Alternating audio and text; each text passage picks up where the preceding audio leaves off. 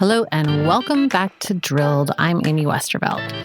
This season, we are going through the book Climate Obstruction, a Global Assessment.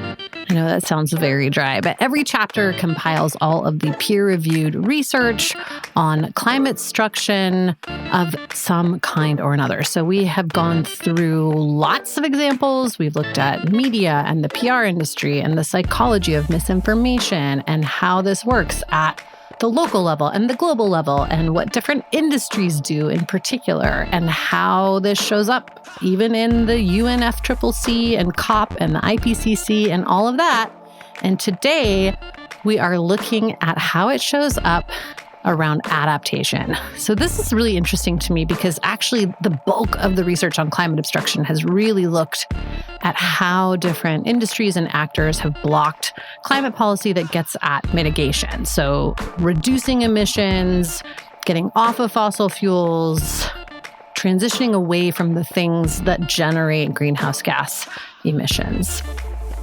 Adaptation refers to things like building seawalls or feeding cows seaweed or any number of other things that people are looking at as ways that we can deal with the climate impacts that are already baked in. So whether it is moving people out of harm's way or it is building adaptations, things like that, a lot of people are looking at how to protect communities from the extreme weather events that we know are coming no matter what. And you would think that that would be kind of a non-controversial form of climate action, that, no matter what your disagreements might be about what's causing this problem or how to stop it, that surely you would want to protect your community from severe weather events, fires, storms, floods, what have you. But in fact, no, there is obstruction happening at the adaptation level as well. So there is work that is going against efforts to make communities resilient to climate change as well. And today we're looking at those. Joining me to do that are Laura Kuhl from Northeastern University and Stacy-Ann Robinson from Emory University. They're going to walk us through what the research says so far and why there hasn't really been enough research on this subject as well. That's coming up after this quick break.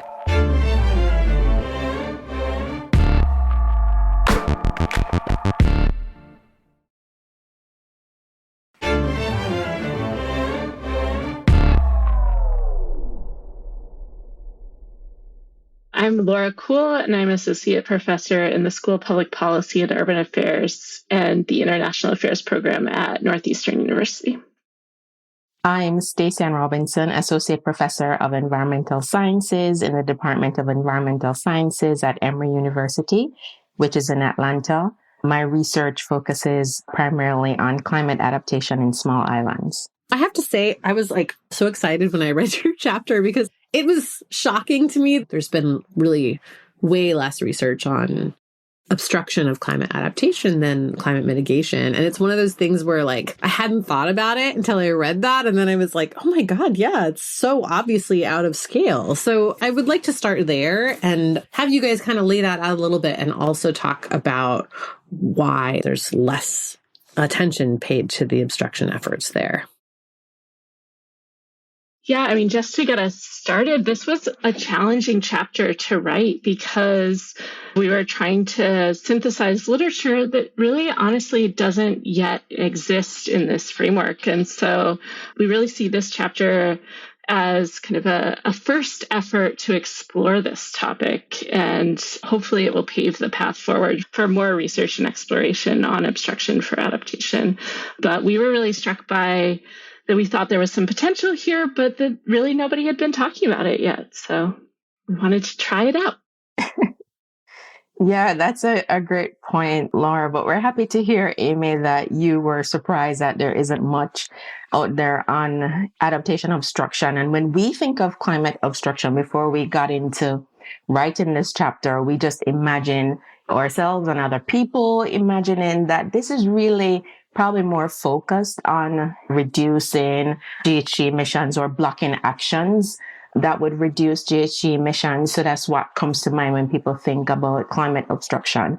But we're happy to put a focus on adaptation because we feel that, an emphasis on investigating how communities adjust to flooding or heat or sea level rise, that these actions can also be obstructed. So it's good to have some of that attention on this topic that we and our co-authors feel is very important. Yeah. So when we're talking about obstructing climate adaptation, what kinds of things are being obstructed? And then what are the different actors that are doing the obstructing? So this is, I think, part of why it's a little bit tricky, because unlike mitigation, where there's kind of a clear sort of object for what would be obstructed, we're obstructing, reducing fossil fuel emissions. And so who benefits from that, from the existing status quo, is pretty obvious. It's fossil fuel companies and their associated interests. When we start to think about adaptation, it becomes much more complex because there are lots of different actors engaged in adaptation, and there's lots of different ways that it benefits them. So one of the ways that we kind of approached it in this chapter was to think about who is benefiting from the status quo, whose sort of existing power would be disrupted by adaptation actions, and kind of follow those threads to think about who might be doing the obstructing. Yeah, and when we're thinking about it in that way, it becomes easier to identify, these actors and their alliances, etc. So some of the examples that we give in the chapter include real estate developers who might oppose zoning or building codes that limit coastal construction. From a small island, I'm always focused on tourism. So it was good that some of our co-authors could bring in some tourism examples where tourism operators are resisting restrictions to beachfront development. But even national governments, oftentimes they are able to sideline adaptation in favor of other priorities. But one of the things that we try to emphasize is that when this is in defense of the elites and their objectives and their priorities, then that's what we call obstruction. Okay, so you talk about obstruction, barriers, and resistance in the chapter. And I think this is really important, right? Because there are some community groups that might be opposed to an adaptation measure for some reason or another too. And where do we draw the line between an organized obstruction effort and a community resistance thing that's going on? So yeah, I'd love to have you guys define those terms and then talk about how you navigate these gray areas between them. Well, I think this is perhaps one of the bigger contributions of our chapter, conceptually trying to detangle these three terms. And believe me, it was challenging writing it in this way. But one of the things that we want to get across is that the concept of adaptation barrier is almost well defined in the adaptation literature. And when we think of an adaptation barrier, we're thinking about things like natural, technological, economic, social, or even institutional impediments to adaptation. So one of the most common examples is the lack of funding or limited funding or institutional lock-in. And these are the things that work to prevent the adjustment to new and expected climate realities. But one of the key differences with adaptation barriers is that they can be overcome, right? If there's enough political will, you can do it. But the confusion, as from our perspective, arises when the term barriers is used as an excuse to limit action and adaptation, making it sound impossible, which it's not, right? In many cases, it's actually the interests of powerful actors that make adaptation more challenging. And for this reason, we think it's really helpful to draw clear distinctions between the barriers that actors are in good faith working to overcome and resistance and obstruction. I don't know if Laura wants to take it over from there, explaining how we're thinking about resistance and obstruction. Yeah, so just kind of building on that, we see kind of resistance as this broad category of sort of pushing back against adaptation action. And one of the things that we really struggled with, as you mentioned, and kind of your introduction to this question, is that sometimes that can come from grassroots community groups or local organizations, and it might be from the very people or communities that are intended to benefit from adaptation.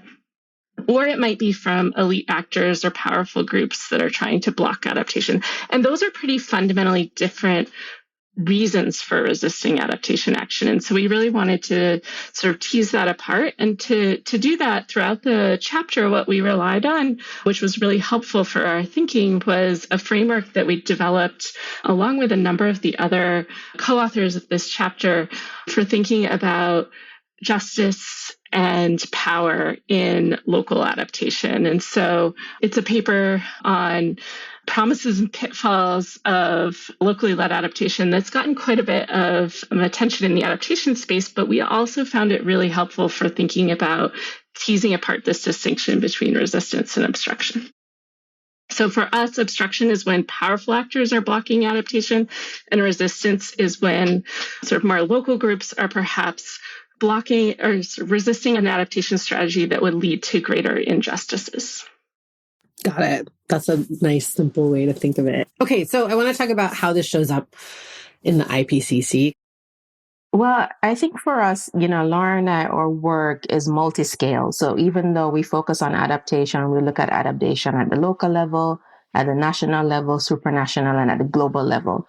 So when we're thinking about ways in which adaptation obstruction might show up at the global level, the two first cases that came to mind were the IPCC, the Intergovernmental Panel on Climate Change, and the UNFCCC, the United Nations Framework Convention on Climate Change. So perhaps a little bit of background on the IPCC. It's that UN organization that's really responsible for synthesizing the state of climate science, right? So it came about from, basically a project of the United Nations Environment Program and the World Meteorological Organization. And every 5 to 7 years, they put out like a big climate assessment, like here's what we need to know about the status of climate science.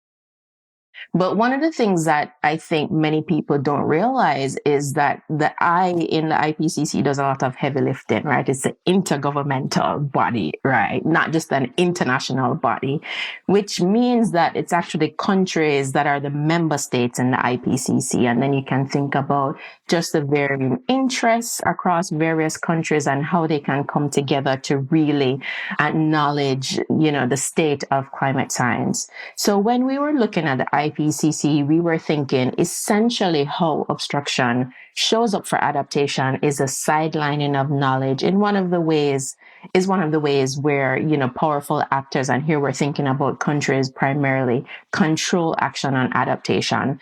So as a preeminent authority on climate science, we feel that this matters. But one of the things that we tried to do in the chapter was to look back at the previous assessment reports. Right now, the 7th assessment cycle just got started last year, so we've had 6 of these assessment reports. And one of the things that we notice is that, there isn't much dedicated focus on adaptation, right? And here we're thinking about dedicated chapters as there are for mitigation. And there's a whole working group on mitigation, right? And within working group 2, yes, there's a focus on adaptation, but this has to be balanced with other foci, right? So impacts and vulnerability as well. So you have instances where member states block adaptation-related findings because the assessment reports must go through line-by-line government approval. And I think that's one thing that's not really immediately obvious.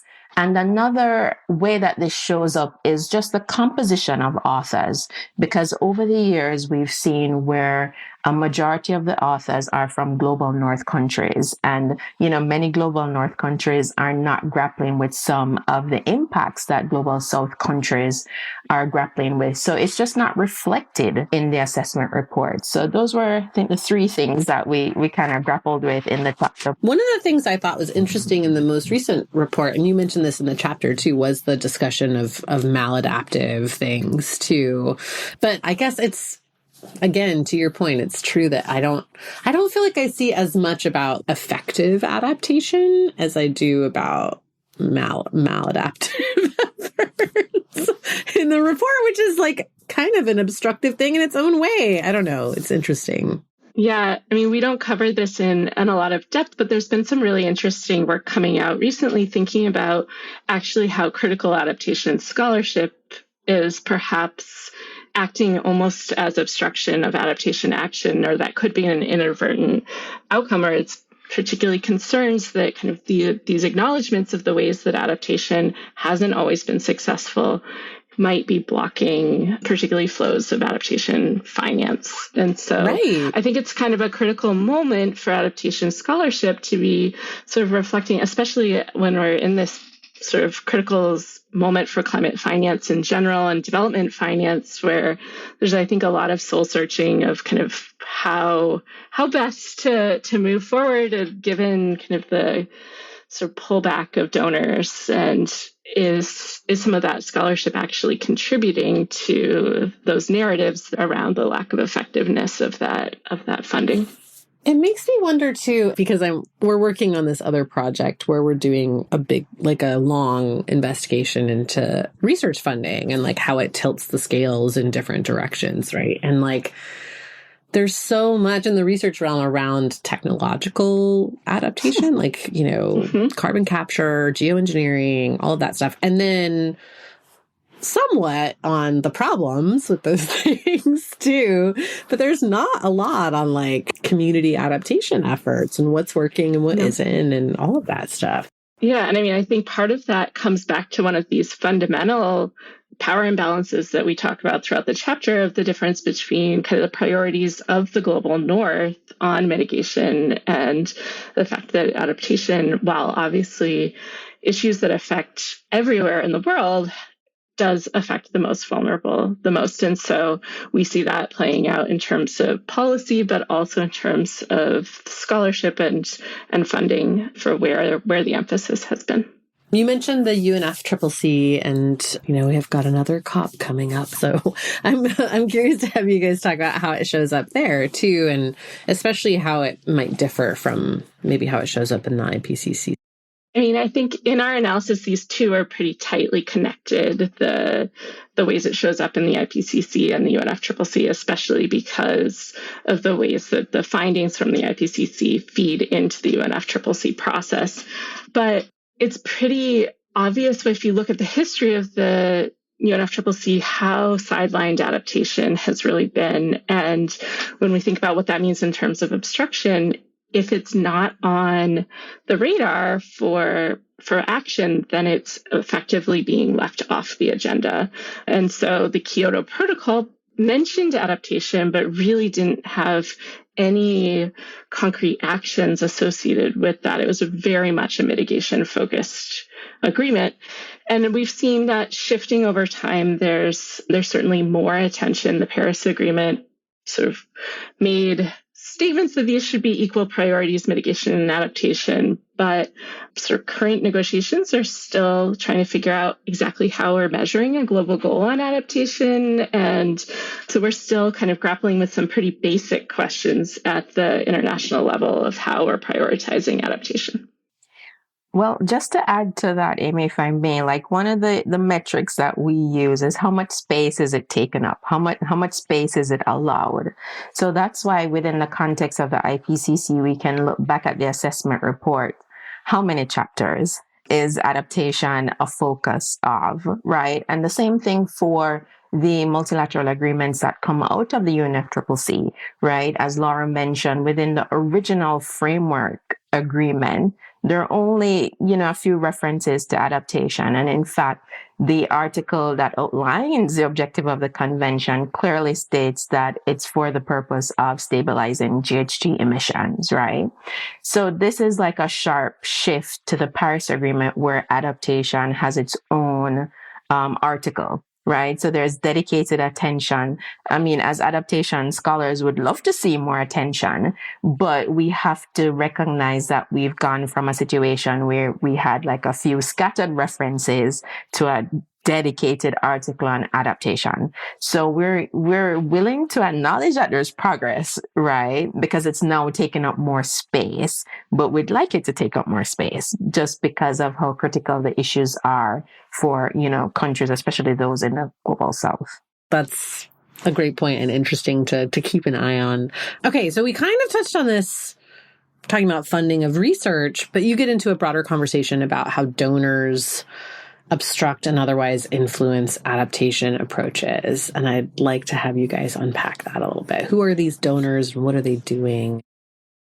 Yeah, so our focus on donors is really driven by kind of this overarching framework of thinking about who are the powerful actors that have an interest in shaping adaptation. And therefore, if they're powerful, what might they be doing to obstruct?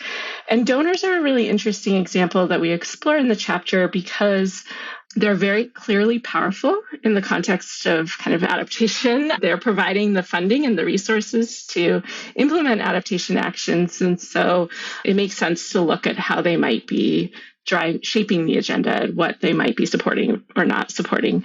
It's also a really interesting example because it really shows how complex this issue of obstruction is in the context of adaptation. These are actors who are supporting adaptation. They're funding it. And yet we still can see the ways that the power that they have is shaping what types of adaptation receive support, whose adaptation gets supported, who's getting ignored or left off. And so we're really thinking about kind of not just adaptation as a whole, but the specific ways that adaptation gets implemented on the ground when we're thinking about obstruction in this context.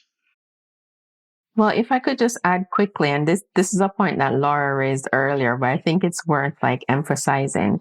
It's also about the volume of flows, right? So adaptation currently accounts for 10, maybe depending on the source, up to 20% of all climate finance flows, right? That's a really small percentage of a pie that's already small, for all intents and purposes. So one of the ways that the international community can signal their support for adaptation is increasing the flows to adaptation. And Laura has some really great work on the Green Climate Fund. I don't know if she wants to just mention that in passing, because we weren't able to get into a lot of the, nitty-gritty details in the chapters, but we do have some great evidence. And I think that could help answer your question about who are these donors anyway. And, one of the donors that we focus on, donors do pass money through the GCF. So technically we're not thinking about it as a donor, but, just a facilitator of adaptation flows. Yeah, we're really interested in the ways that these kind of power dynamics are shaping who gets to make decisions about adaptation. And so we see that often can be sort of UN climate funds, which, as Stacy was just mentioning, the Green Climate Fund is the largest of the funds under the UN Framework Convention on Climate Change. But we're also thinking about sort of bilateral donors. Until very recently, USAID was a major player in kind of adaptation space. And perhaps in some ways, some of the ways that those power dynamics and obstruction play out are most obvious with bilateral donors because we're very attuned to the fact that those are political relationships between donors and recipient countries, and that there's a lot of interests of donors that are shaping the types of investments that they're willing to make and what they might not be willing to support. But what some of the research that I've done and done with colleagues, many of whom are authors on this chapter, is really also thinking about even in these kind of seemingly neutral spaces like the Green Climate Fund, where it's a technocratic process of writing proposals, and that the investment criteria and the narratives that are acceptable in these international frameworks play a really important role in shaping what kinds of adaptation is acceptable. And therefore, what we're arguing here is that obstructs other types of adaptation that might not fit the logic of these funders. And so even though it's still funding adaptation, there are still things that are being left out. Yeah, that makes sense. And again, it's like that whole systemic global north domination all the way down that's really keeping stuff out. Interesting. All right. So you talk about these 3 types of obstruction. I want to kind of like go through each of them and have you explain what they are and maybe give an example. So the first one you talk about is obstruction through decision making, or what you describe as direct conflict. So what is this type of obstruction, and how does it kind of show up? Thanks for the question, Amy. Just to emphasize again that, this typology of adaptation obstruction that we're able to develop was really based on that earlier article that we wrote about locally led adaptation. So one of the types of obstruction that we're able to identify was obstruction through decision making or direct conflict, right? And since we've been in this conversation, you've heard us use the word power and powerful, very often. And this is like a defining feature of adaptation obstruction, because within this context, sometimes powerful actors actively work to obstruct adaptation strategy. So, this can happen via exploitation or exclusion or dehumanization. And when this happens, marginalized groups lose options, as the adaptation intervention is designed for elites and not for the most vulnerable countries. So that's what we, mean when we say, obstruction through decision making or direct conflict. And within the chapter, we give some examples. We have a great example from Fiji where, managed retreat has displaced marginalized groups, and sometimes it's in favor of elite investment interest. We also have a great example from a Mohawk community in Canada, where there were instances where it was difficult for them to relocate despite flooding because they lack legal land rights. So we see this constant, dispossession of the most vulnerable people. In our 2 examples, we have, coastal communities in Fiji, and we have indigenous communities in Canada. Super interesting. Okay, so let's talk about the next one. Obstruction through non-decision making, so agenda setting. How does this happen? How does it show up? Yeah, so we argue, and we've kind of talked about agenda setting throughout this conversation, but we're really arguing that even when this obstruction isn't as direct as in the previous examples, prioritizing the needs of some actors over the interests of others acts to obstruct certain types of adaptation. So the conversation around donor priorities would be part of that agenda setting type of obstruction. But when a couple other examples that we talk about in the chapter include the ways that urban elites might prioritize city adaptation while sidelining rural communities and pushing for migration to urban settings instead of thinking about adaptation directly in those rural contexts. So again, it's not so much of a direct kind of limiting adaptation in a specific context, but by choosing to prioritize something else, it leaves adaptation off the agenda in that rural context. Similarly, going back to kind of the small island context that Stacy was talking about in the last examples, we also see the ways that patron-client politics mean that adaptation decisions often reflect really elite interests instead of vulnerable population needs. And so this sometimes shows up as direct conflict, but sometimes it's a lot more subtle just in terms of whose priorities are pushed to the top of the agenda. Would you put the sort of emphasis on market-friendly or market-based solutions as an example of that type of, framing of adaptation? Yeah, we don't actually get into, there's not a lot of examples of market approaches to adaptation in our chapter, but one that we do talk about is around sort of water policy and the ways that sort of pricing mechanisms for water policy can shift sort of vulnerabilities. And, while overall it might be addressing concerns about water efficiency and sort of increasing drought conditions, interventions.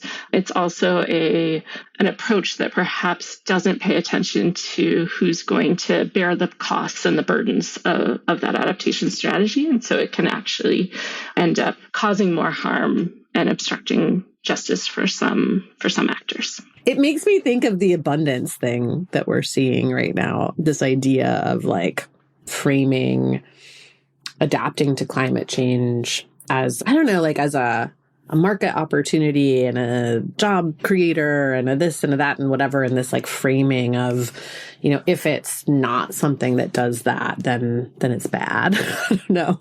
So I'm curious what you guys think about that. This is like a whole, I don't know, maybe you're not as online as I am, but I feel like I'm constantly being fed abundance bros content. And I wonder what you guys think of it. I'll take a first stab and then pass it to you, Stacy. But I think this goes back to our fundamental sort of starting point of why obstruction for hasn't been sort of recognized for adaptation. I think part of that is this kind of sense that adaptation is a normative good. And of course, we all want adaptation, and adaptation benefits everybody. But we know, particularly as critical adaptation scholars, that it's not that simple. We know that at its core, adaptation is about addressing vulnerabilities. And vulnerabilities are socially constructed, and they're highly political. And so adaptation strategies that are attempting to address those vulnerabilities are also necessarily going to be political. And when things are political, there are winners and there are losers. And so paying attention to who's going to lose matters a lot. And particularly when we're thinking about the ways that adaptation strategies might be redistributing power or shaping kind of power dynamics, that's exactly why we start to see obstruction for adaptation happening. And so for me, the abundance conversation kind of glosses over all of that potential conflict. Yeah, it assumes that like there's one type of adaptation that's good for everyone and that there's no conflict there at all. Yeah. Well, it's hard to follow Laura on that, but just to emphasize, one thing that she said is that adaptation is deeply political, right? And I think many people who don't study adaptation or just have, you know, a cursory interest or understanding of adaptation don't necessarily realize that. But Laura and I, and maybe even all the authors on our chapter, we're very much focused on equity and justice. And this is why we could apply our framework that intersects power and injustice to really understand adaptation obstruction, you know, a little bit better. But one of the things that I'll add is that adaptation justice is not just doing more adaptation, right? It's also asking those very hard and uncomfortable questions, right?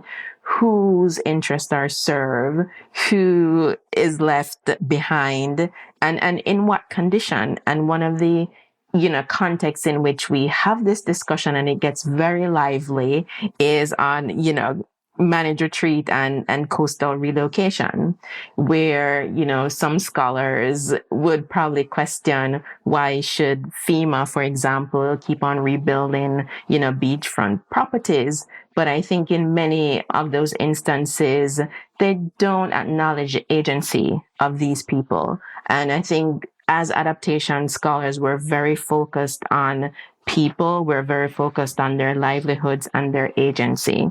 And this is why a focus on adaptation obstruction is really critical, because once we are just heavily focused on mitigation, we're essentially just, underscoring the interests of the most powerful people. Because when you're thinking about mitigation obstruction, perhaps the first thing that comes to mind is the oil companies, right? They're powerful, they're rich, but what about the vulnerable communities? And this is why we're hoping that our chapter will, introduce this topic to persons who may not have thought about it before and, encourage them to explore some of the lines of research that we have identified in our chapter. It totally did that for me. So focus group of one, success.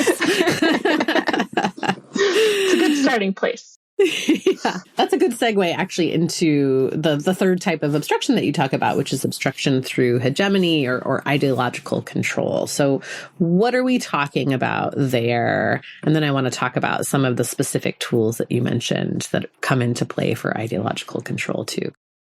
This one was a big one for us, right? Because, here at Emory, I teach environmental policy, I teach international environmental law, and hegemony is a word that comes up a lot. But sometimes it's not easy to understand, right? And one of the ways that I try to explain it is who's the boss?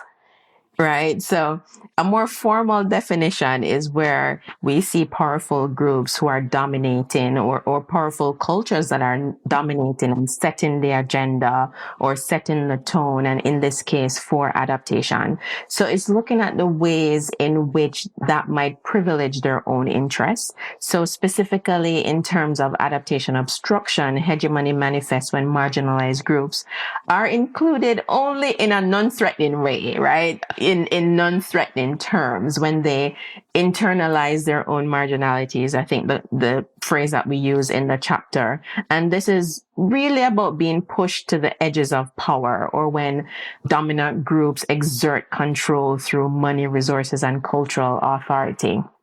So related to that, the ideological control is a form of obstruction when the ideas, the norms, the values are shaped to support these dominant interests. And, suppressing those alternative or marginalized voices or the visions that those persons have for their own adaptation. So in these contexts, adaptation can be co-opted and marginalized groups can, be excluded in very, very subtle ways. But one of the things that we try to place emphasis on in the chapter is that this really shapes what is seen as legitimate adaptation. And that's a point that would really want to emphasize, because it protects dominant interests and it silences the alternatives. So some of the examples that we give in the chapter include infrastructure, which was quite interesting for us to explore. We've mentioned, for example, coastal developers in Barbados, how they obstructed like coastal setback laws to protect beach tourism. And we have, I think, an example from the U.S. Farm Bureau that really long denied climate change, right? Because they wanted to lobby for crop insurance policies that would lock farmers into this kind of carbon intensive monoculture. So, Laura, I don't know if you have anything to add to that.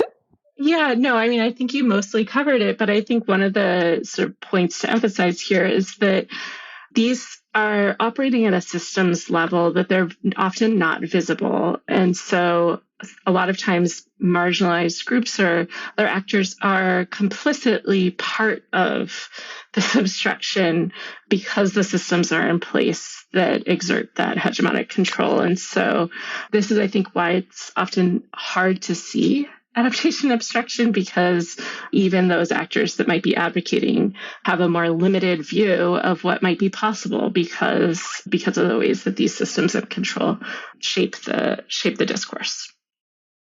Okay, you mentioned infrastructure there, and I thought this section on infrastructure as a tool of obstruction was so interesting. So I want to have you explain what you mean by that and how that happens. Maybe give an example of how it becomes a tool for obstruction.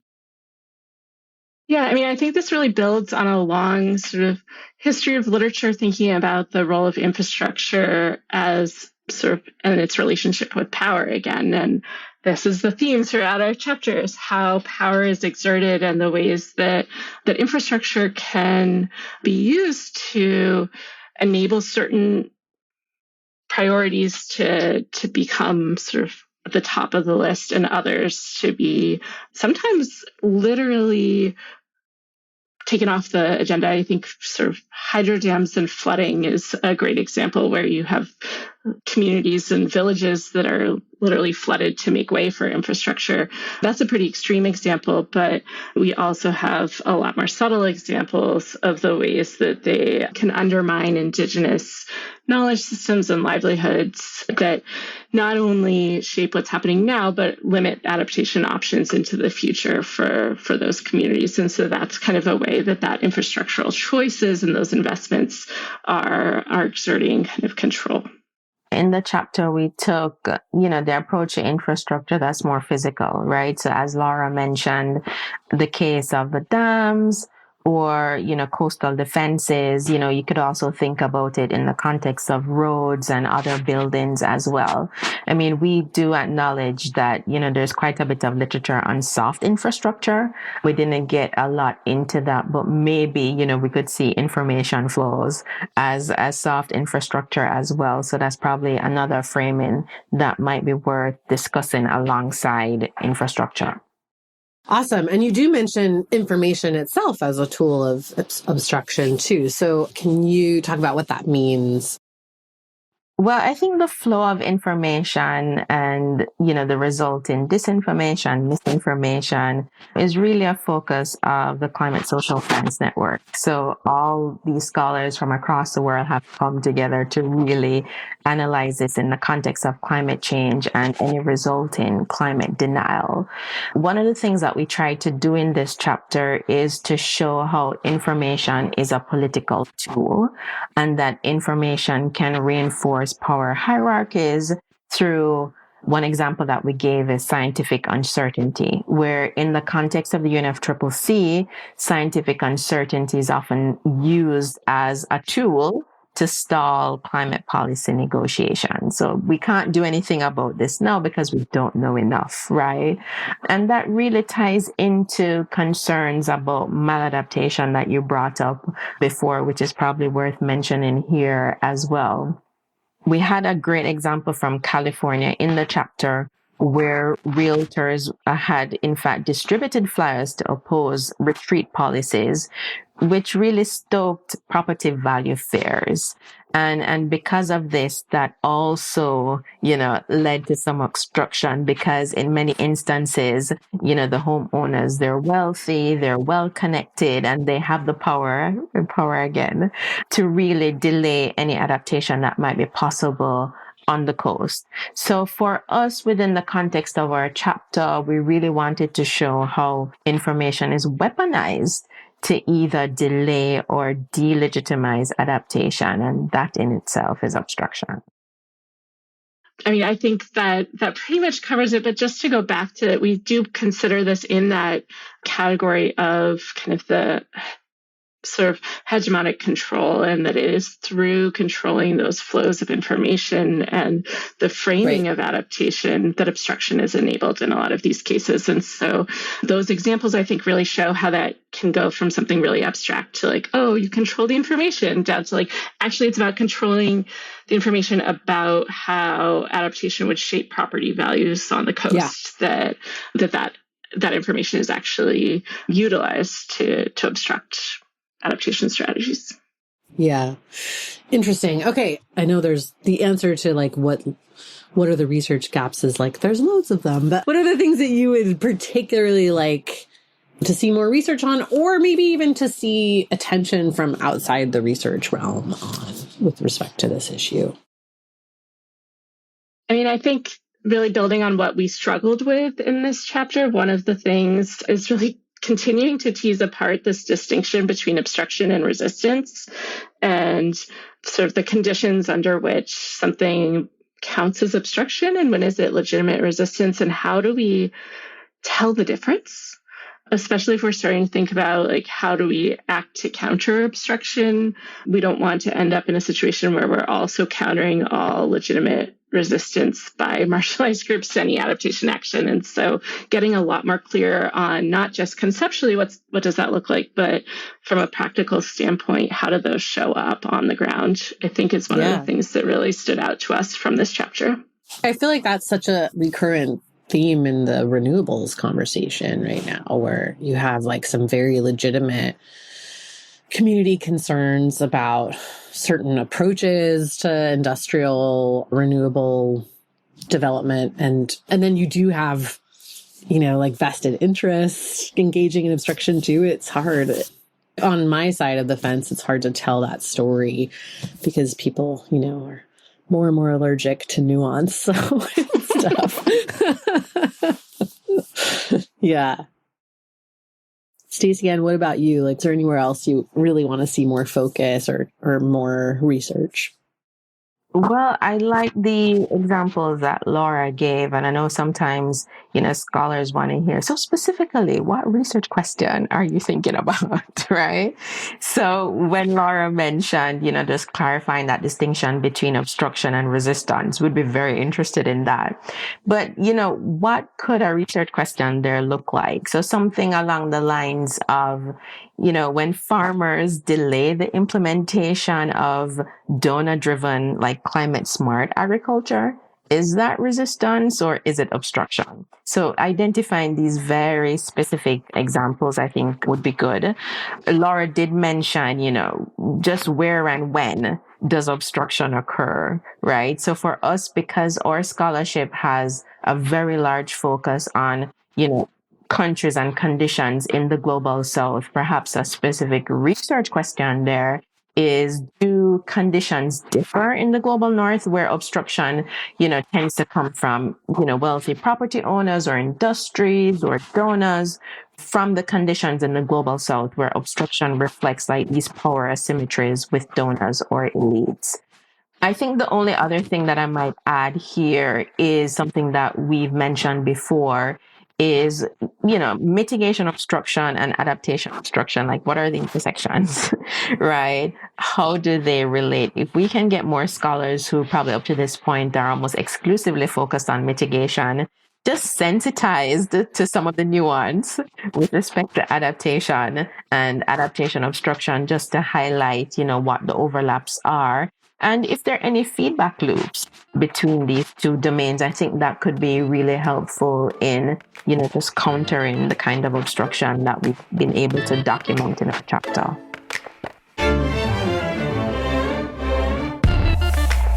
That's it for this time. Make sure you're subscribed so you don't miss an episode.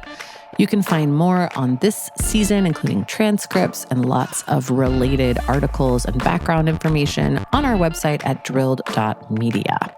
You can also sign up for our newsletter there. Our producers for this season are Martin Zaltz-Ostwick and Peter Duff. Our theme song is Bird in the Hand by Forenoun. Our cover art is by Matthew Fleming. Our First Amendment attorney is James Wheaton with the First Amendment Project. The show was created, written, and reported by me, Amy Westervelt. Thanks for listening, and see you next time.